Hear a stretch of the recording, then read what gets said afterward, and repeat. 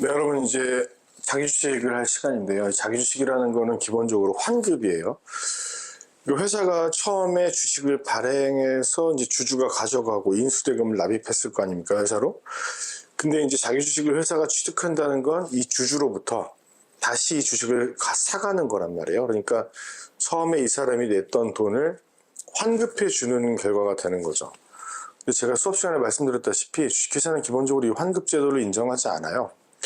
따라서 자기주식 취득은 기본적으로 금지 또는 이제 제한된다고 표현하는 것이 원칙입니다. 예외적으로 그 환급을 해줘도 문제가 없는 상황이 되면은 그걸 이제 회사 자산이 외부로 나가지만 그게 어쩔 수 없거나 아니면 자본금에 해당하는 계정에 있는 돈이 나가는 것이 아니라면 뭐 뒤에서 배우겠지만 배당 가능한 이익으로 취득하는 것이라면은 이걸 인정해 주는 거예요. 자, 정리해 보면 자기 주식 취득은 주주에게 돈을 다시 돌려주는 일이기 때문에 기본적으로 허용하지 않는다입니다. 예외적으로 회사의 자본금이 환급되지 않는 다른 재원을 이용하는 경우라면은 그건 괜찮아요. 그건 이제 예외적으로 허용을 해줍니다. 그리고 두 번째는 이제 어쩔 수 없이 회사 주식을 취득하게 되는 경우들이 있거든요. 뭐 예를 들면 이 회사가 이제 합병을 해요. 합병을 하는데 합쳐지는데 이 합쳐지면서 이 회사가 사라지고 이 주목을 주는 회사가 사라지고 이 회사로 이렇게 흡수 합병될 거란 말이에요. 그러면 이 소멸하는 법인의 모든 재산이 존속법인으로 이렇게 들어오게 되는데 그때 이 소멸회사의 재산 중에 이 존속법인의 주식이 있는 거야. 그런 경우는 어쩔 수 없이 합병으로 포괄시게 되면서 이 재산이 이렇게 들어오겠죠. 뭐 그런 경우들은 예외적으로 허용을 해주게 되는 것입니다. 자, 내용을 좀 보실까요? 자, 보시면 자 여기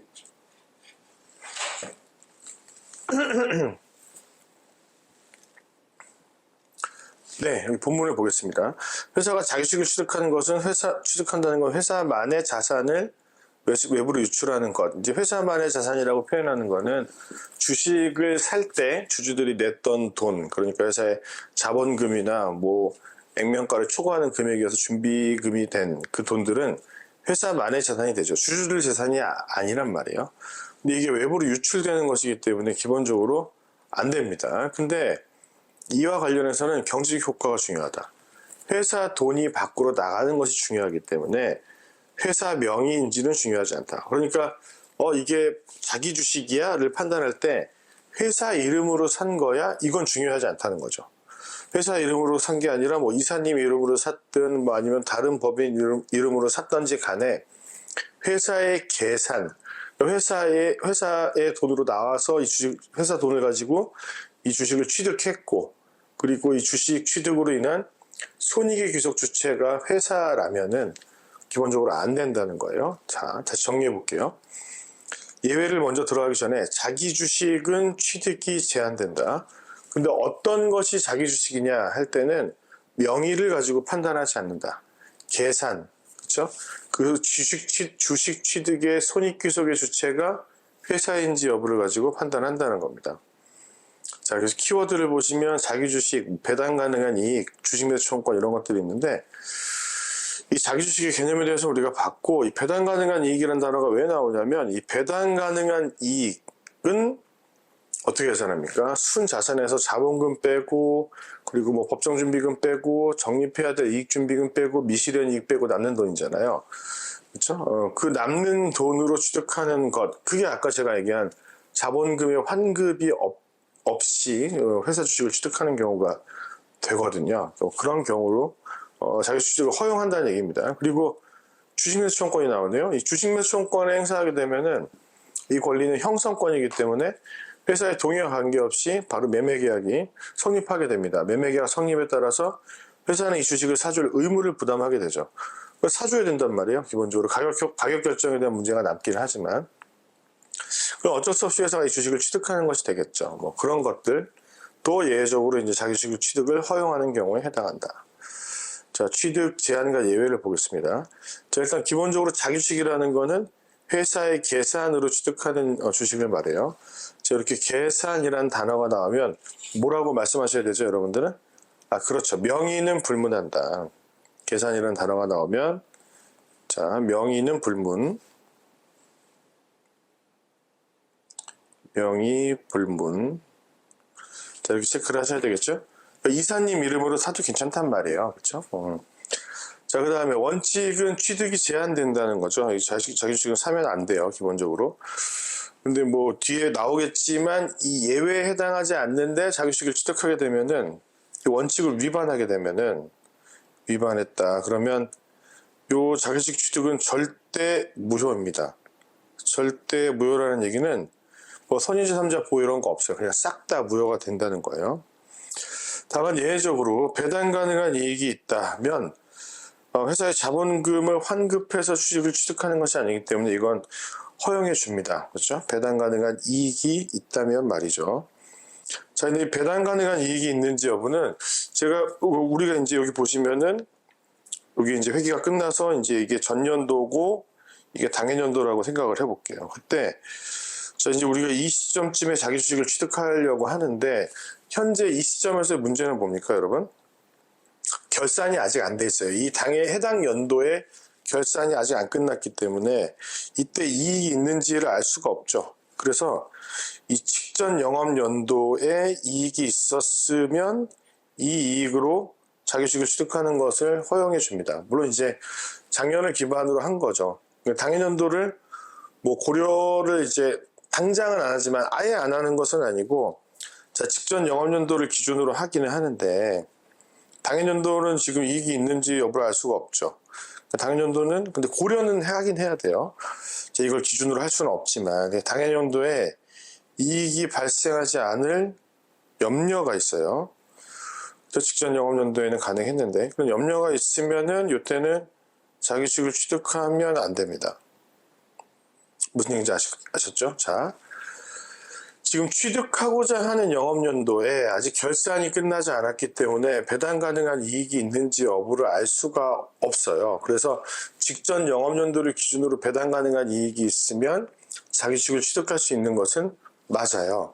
근데 당해년도를 전혀 고려할 수 없는 것은 아니니까 만약 당해년도에 직전 영업연도에 이익이 있었지만 당해년도에 이익이 발생하지 않을 것 같은 우려가 있다. 그럼 취득하면 안 된다는 거예요. 자, 그럼에도 불구하고 이사들이 자기 주식을 취득했다면 어떻게 되느냐? 자, 없는 돈으로 사게 된 거니까 그 부분에 대한 배상 책임을 부담해요. 이사들이. 그렇죠? 자기 주식을 취득할 때 발생한 돈에 대해서 배당 책임을 부담한단 말이에요. 더불어서 이분들이 책임만 지는 게 아니라 면책받는 것도 가능한데 내가 손해가 발생할 염려가 없었어. 사실 난 그렇게 예측했거든. 그거 예측하는데 주의보를 다했다는 것을 입증하면 면책받을 수 있습니다. 정리해 볼까요? 자, 자기 주식은 기본적으로 자본금을 환급하는 것이기 때문에 안 된다라고 했어요. 따라서 자본금의 환급이 없는 배당 가능한 이익이 있는 경우에는 취득할 수 있어요. 이익이란 재원을 가지고. 근데 이 취득하는 연도에는 아직 결산이 끝난 게 아니기 때문에 직전 영업연도를 기준으로 이익이 있으면 취득할 수 있습니다. 근데 올해도 고려를 안 할 수가 없으니까 만약에 올해 뭐 아직 다 알 수는 없지만 당해년도에 이익이 발생하지 않을 것 같은 염려가 있다면 이건 취득하면 안 됩니다. 그럼에도 불구하고 취득했다? 그럼 빠꾸난 금액이 있겠죠. 그 금액에 대해서 이사들이 배상 책임을 부담합니다. 물론 언제나 부담하는 것은 아니고 내가 이걸 이익이 발생할 거라고 생각한 거에 대해서 충분히 주의무를 다했다는 것을 입증하면 면책받을 수도 있습니다. 그렇죠? 자, 그 다음에 이 부분도 굉장히 중요한데 자, 우리가 뭐가 자기 주식인지를 판단할 때는 회사 명의는 불문하고 계산으로 취득한 주식만을 말했어요.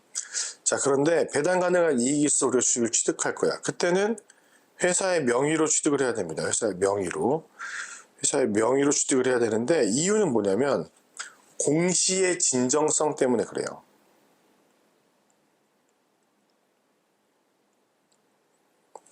명부를 봤을 때 이거 회사가 이익이 있어서 취득한 거구나 이걸 알 수 있어야 되기 때문에 회사 명의로 취득해야 됩니다. 그러니까 요거는 자기주식 취득의 개념과는 관계가 없는 얘기고요.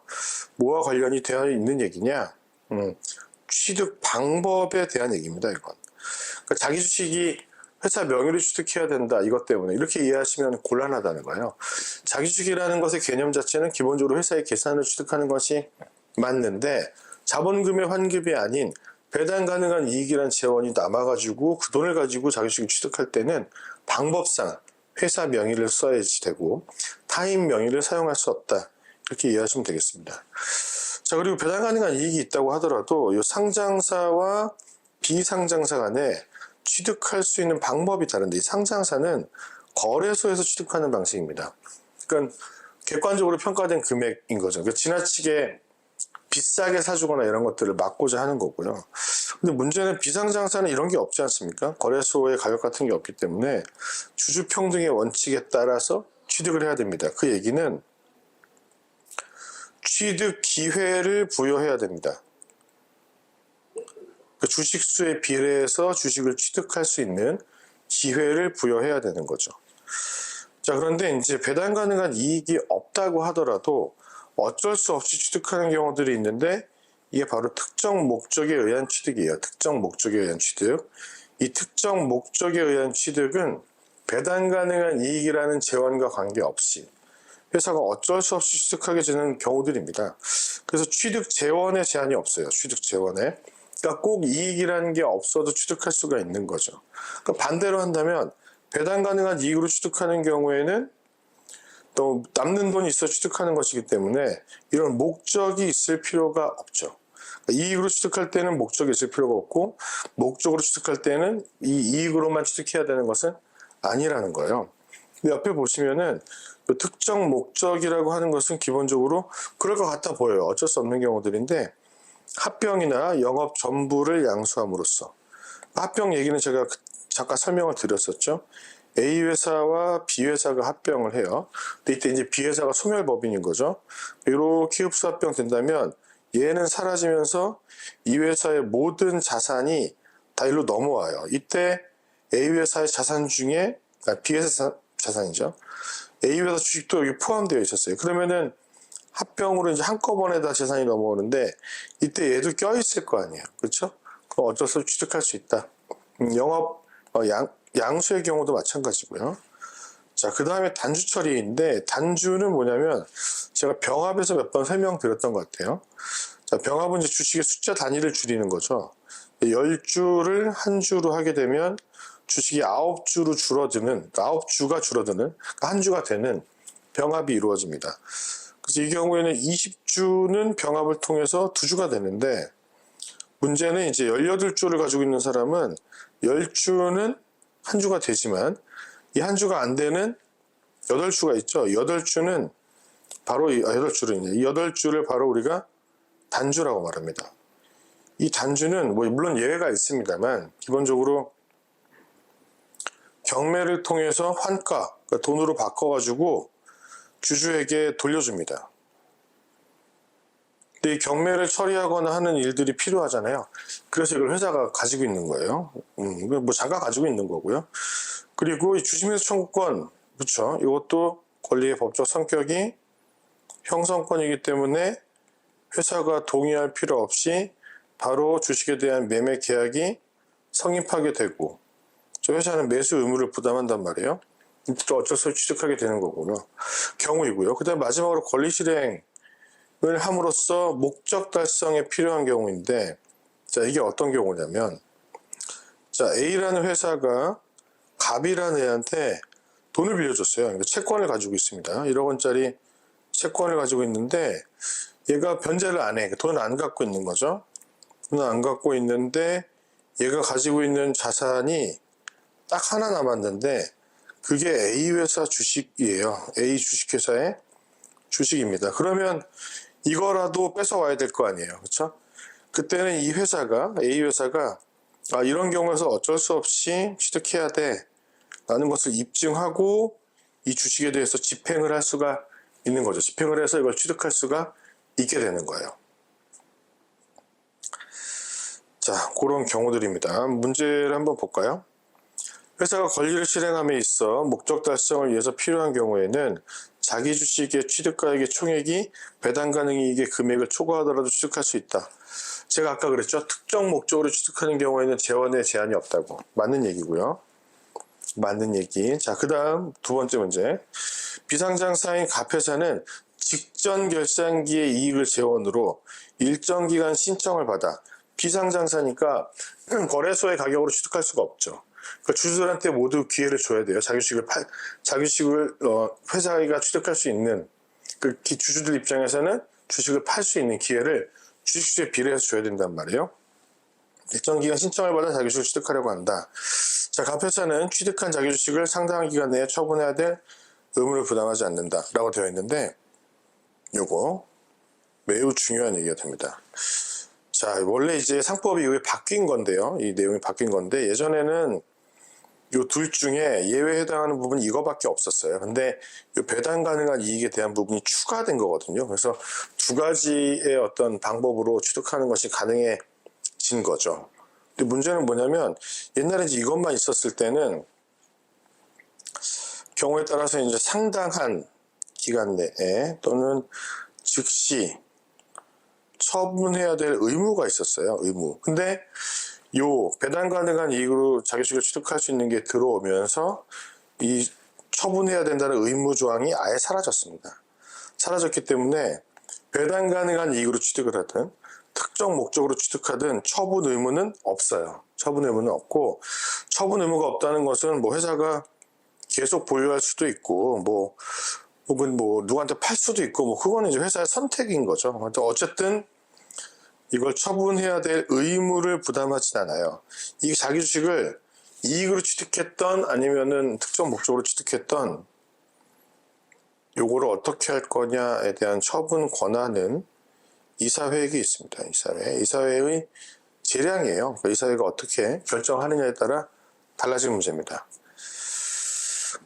다음 주주총회에서 배당 가능 이유로 자기주식을 취득하고 상법 소정의 사항을 결정하면 이사회는 반드시 구속되는 것이 아니므로, 자, 이것도 무슨 얘기냐면 이 배당 가능한 이익에 대한 처분 권한은 주주총회에서 있습니다. 그러니까 이 재원으로 배당 가능한 이익이라는 것으로 자기주식을 취득하려면 기본적으로 회사가 이익이 발생했을 때, 정기총회 하면서 이제 재무제표를 결산해보고 이익이 발생했을 때 이 이익을 현금으로 이제 주주들한테 배당할 건지 아니면 상환주식 상환하는 데 쓸 건지 이런 것들을 결정하거든요.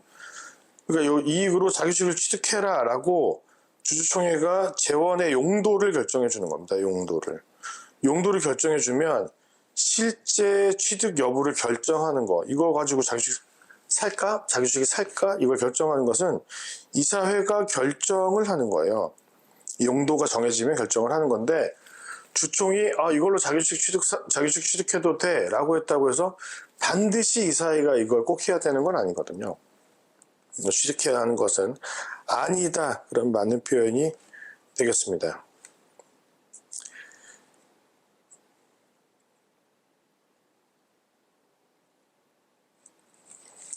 주제별로 제가 따로 올릴 테니까 각자 참고하시면 되겠습니다. 자, 다음 파일에서는 상호 보유주에 대한 설명을 드리겠습니다.